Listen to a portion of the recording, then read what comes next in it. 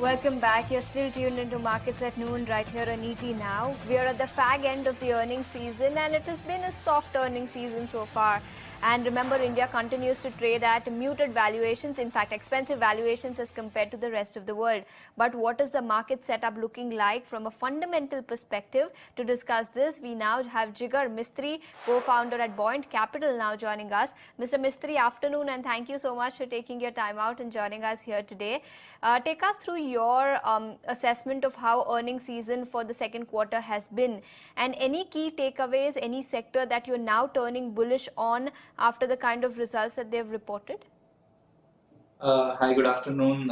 Thank you as always for inviting me to your show.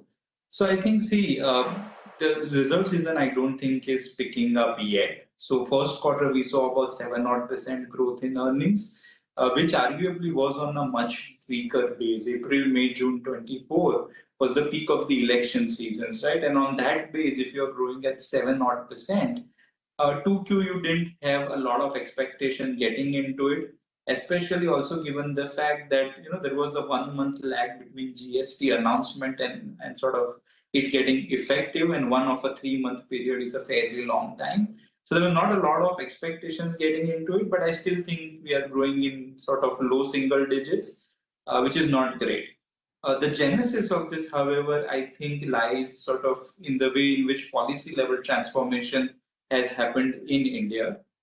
We are moving a lot more sort of consumption specific rather than capex intensive, and that is starting to take its toll.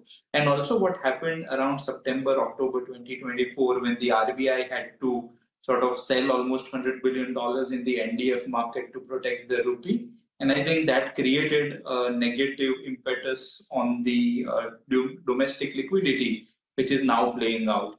Our sense is that starting third Q, the results of which will be known by January, we'll start seeing things improve a little bit. And I think the most of it will get clearer around fourth quarter numbers.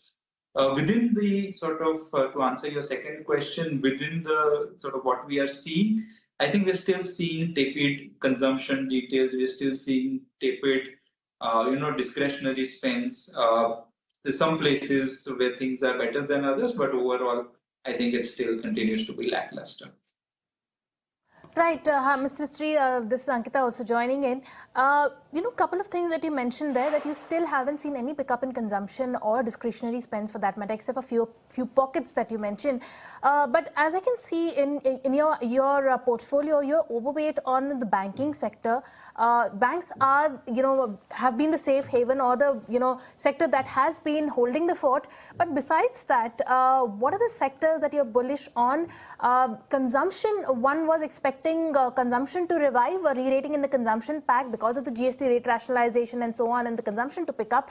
But as you mentioned, that the consumption has also been very tepid.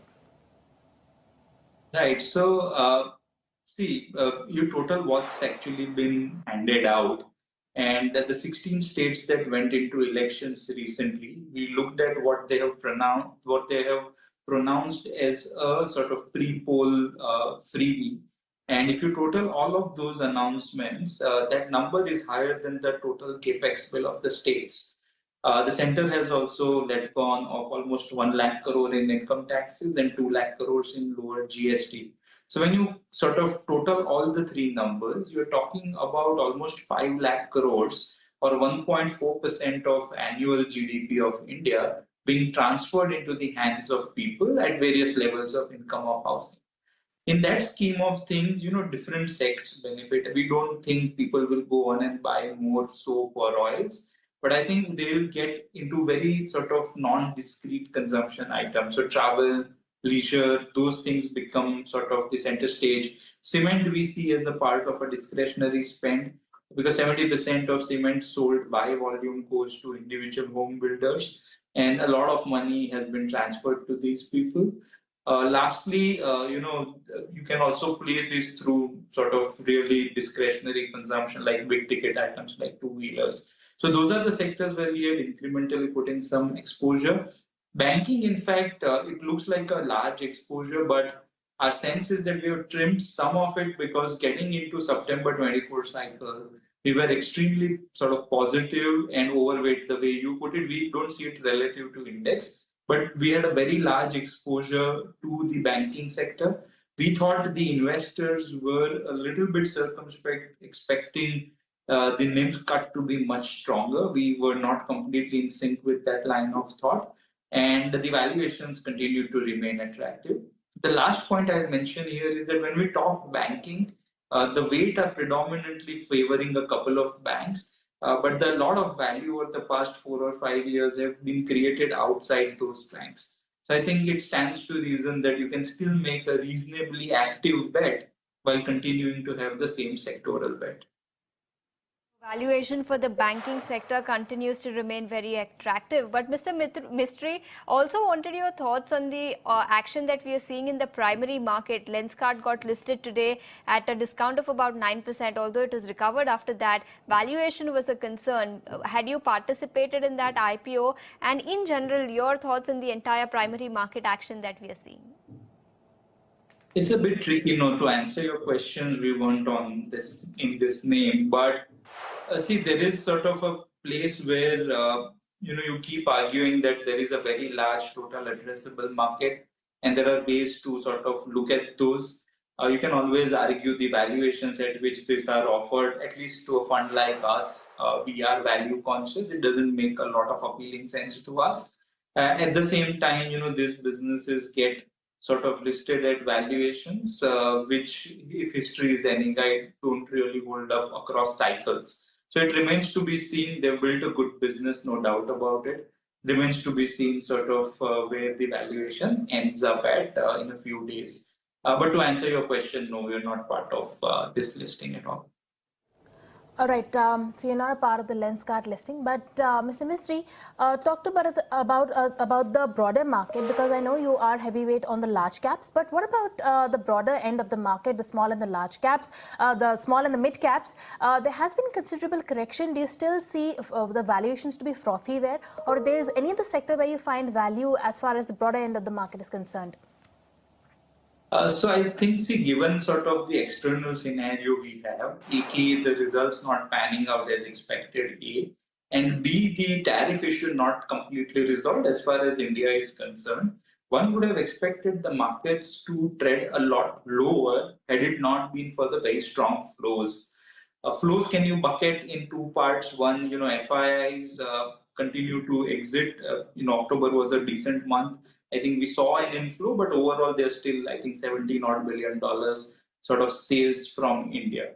Now, this is interesting because, the dollar, as you measure through a DXY index, has depreciated from 110 to 98. I think it's returned back closer to 100, but it has depreciated.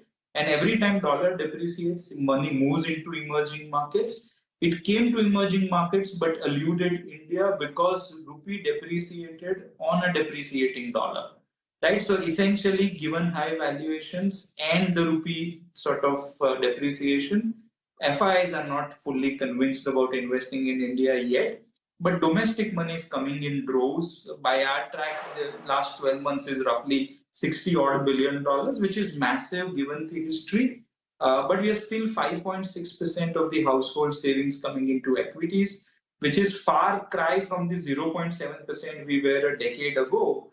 But most developed markets are upwards of 20%, USA is upwards of 40%.